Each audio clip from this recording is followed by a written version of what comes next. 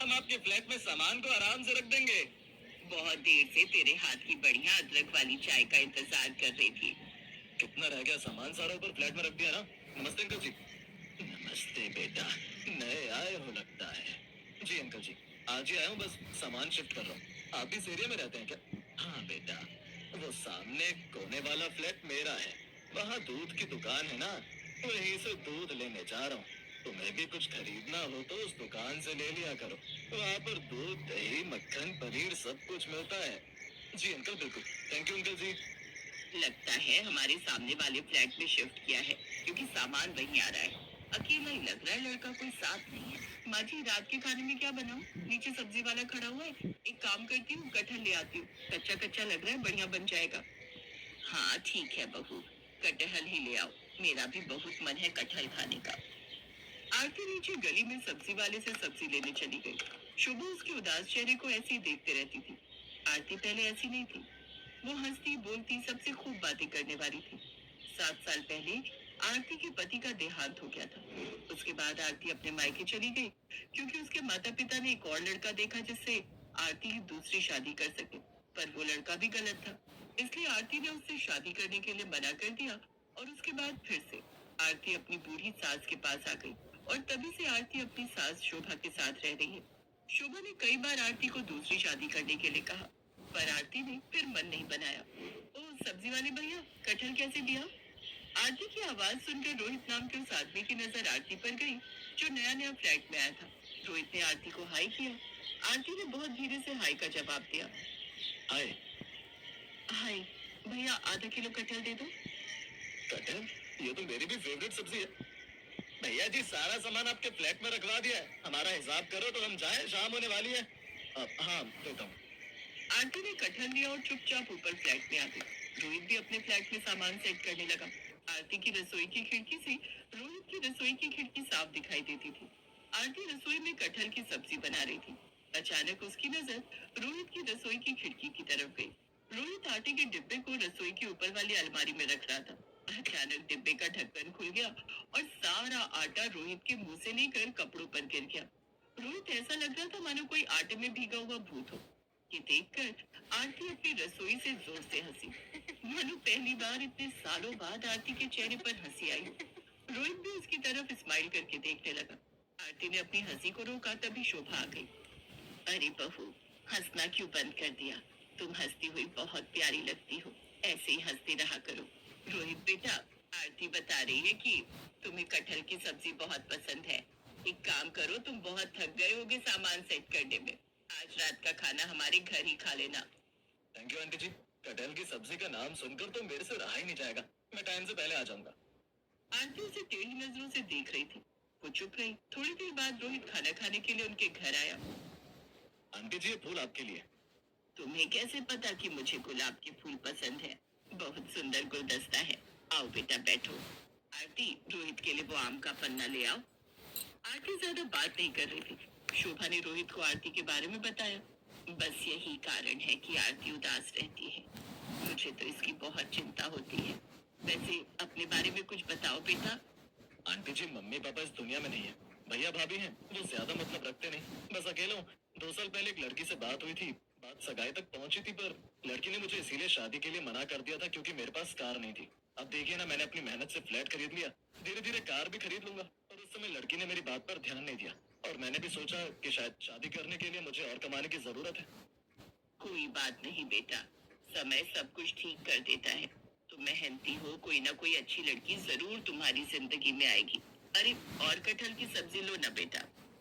बस आंटी जी, मजा आ गया। आरती जी, आपके हाथ की कटहल की सब्जी बहुत टेस्टी है। पता है आंटी जी, मेरी मम्मी बिल्कुल ऐसे ही कटहल की सब्जी बनाती थी। क्या हुआ था तुम्हारे मम्मी पापा को?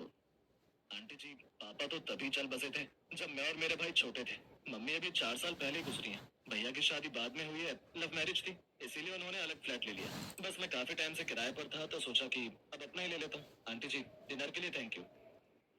अब तो अक्सर ही रोहित और आरती के बीच चलते फिरते बातचीत, नमस्ते, हाय हेलो हो जाती थी। कभी शोभा कोई सामान लेकर आती थी और लिफ्ट बिजी होती थी, तो रोहित सीढ़ियों से सामान ऊपर तक ले आता था।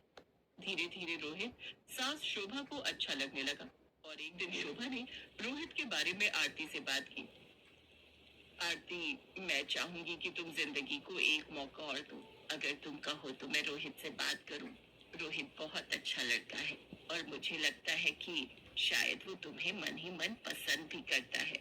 नहीं माँ जी, ऐसी कोई बात नहीं है। एक कटहल की सब्जी की तारीफ रोहित ने क्या कर दी, आपको ये लगने लगा कि रोहित के मन में मेरे लिए कुछ चल रहा है? ऐसा कुछ नहीं है। ना ही मेरे मन में रोहित के लिए कुछ है और ना ही रोहित के मन में मेरे लिए कुछ है। हम सिर्फ पड़ोसी हैं। आरती शोभा को दूध देकर गैलरी में टहलने के लिए आ गई। कहीं ना कहीं शोभा की बातें आरती के मन में चल रही थी। तभी उसने देखा गैलरी में रोहित किसी से फोन पर बात कर रहा है।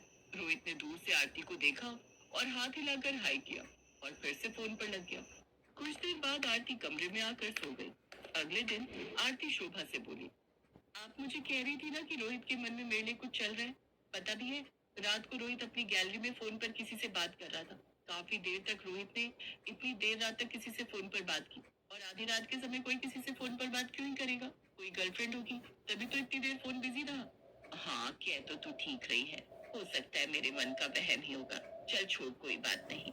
मैं अब इस बारे में कोई बात नहीं करूंगी। अगले कुछ दिनों तक रोहित दिखाई नहीं दिया।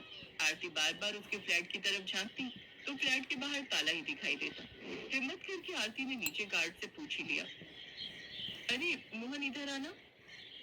बोलो आरती दीदी, क्या हुआ? वो जो हमारे सामने फ्लैट में रहते हैं, क्या नाम है उनका? रोहित। वो कहाँ गए हुए? उनके फ्लैट के बाहर कुछ दिन से ताला लगा हुआ है। वो शादी के लिए गए हैं। आरती ने गार्ड के मुंह से बस इतनी बात सुनी और उसकी आंखों में आंसू आ गए। शायद उसके मन के किसी कोने में रोहित के लिए हल्की सी जगह बनने लगी थी। पर एक बार फिर आरती का दिल टूटा। वो उदास हो गई। उसने रात को खाना भी नहीं खाया और चुपचाप सो गई। अगले दिन आरती को रोहित के फ्लैट से आवाज सुनाई थी, मानो कोई शोर मचा रहा हो। अरे आरती बेटा, देख तो जरा, रोहित किसी मुसीबत में दिखाई दे रहा है। तू जाकर मदद तो कर। रोहित कब आया? जी माँ जी। आरती ने रोहित का दरवाजा खटखटाया। दरवाजा खुला हुआ था। मैं दरवाजा नहीं खोल सकता, जिसको अंदर आना है अपने आप आ जाओ, दरवाजा खुला हुआ है। आरती को ये सब अटपटा लगा, पर वो रोहित के फ्लैट में घुस गई। रोहित किचन में था और उसके दोनों हाथ चिपके हुए थे।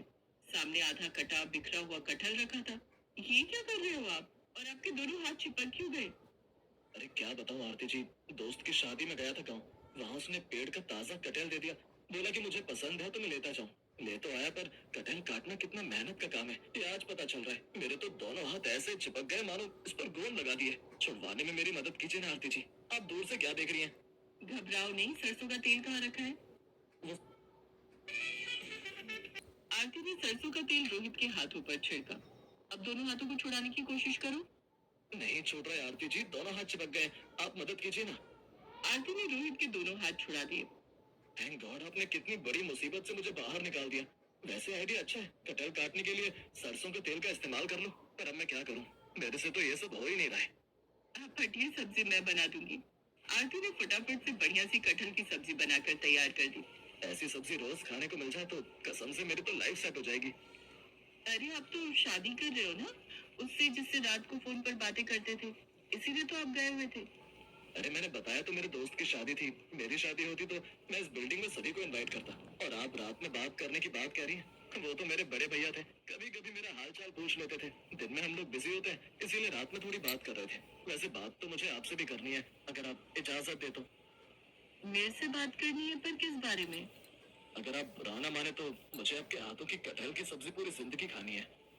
रोहित की बात सुनकर आरती शर्मा गई। उसकी आंखों में खुशी के आंसू थे। शायद मन ही मन वो भी रोहित को प्यार करने लगी थी।